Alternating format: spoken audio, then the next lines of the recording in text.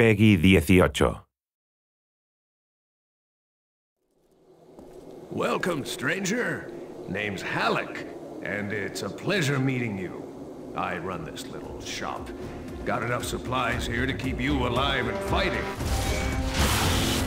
Rage, at its core, is a first-person shooter. These other elements like racing and vehicle combat, they're additive to the experience. But it's important not to get confused by really what we do. We're id, we make first-person games. You know, when you pick up the shotgun and you shoot a bad guy, you know what to expect.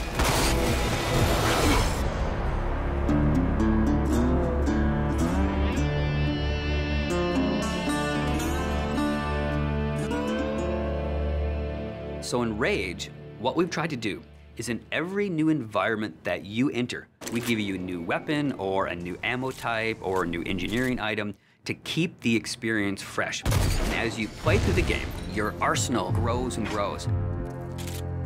It's a few different elements that really make a weapon good or satisfying. When you hit the fire button, it needs to do something on the other end. And that's where you get the feedback from blowing a head off or seeing a cool death animation. You know, I've always loved shotguns in all of the id games especially. I think if we didn't have a shotgun, a lot of fans would be upset. But the crossbow, because it's so different and so new, it's almost like this utility weapon. My favorite weapon in Rage is the wing stick. Let me guess.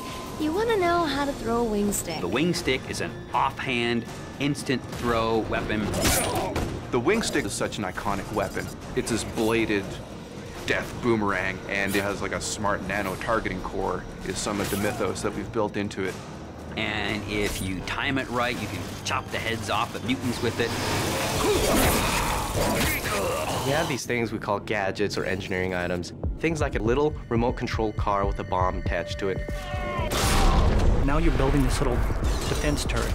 If you have the parts and you have the plans to build it, you can build these anywhere in the world.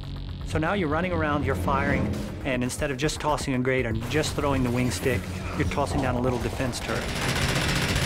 When we have other more complex engineering items, as you progress through the game, things like sentry bots that are automated robots that shoot all your enemies for you.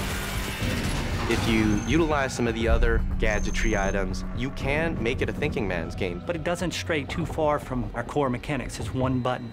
It all follows the same principle. I pay nicely for quality goods. There is an economy, and when people first think about the economy, they think RPG. But the economy is really your tool to manipulate how you want to play the game. It really is this player choice mechanic. So you're picking up this cash and these other cool items, then you sell it and you pick which ammos you want to buy. When you get these new things, you'll want to try it out. And when you do, you learn how that impacts you as the player and how you want to approach a situation. But at every step of the way, we never want the inventory to get in the way. It's there for a reason, it always has a purpose, but we still want to stay true to that kind of action. The world in Rage is about survival and all the elements that the player will need to succeed in surviving. It's up to them how they want to use those gadgets, weapons, and ammo types. Along with the action shooter experience role that we intend for the player to take, we create these different options in the gameplay when you get into an area with all these various implements of death. Or, you know, you may not want to have any strategy. You just may want to kick in the door, pull out your big shotgun, and start blasting away at the bad guys.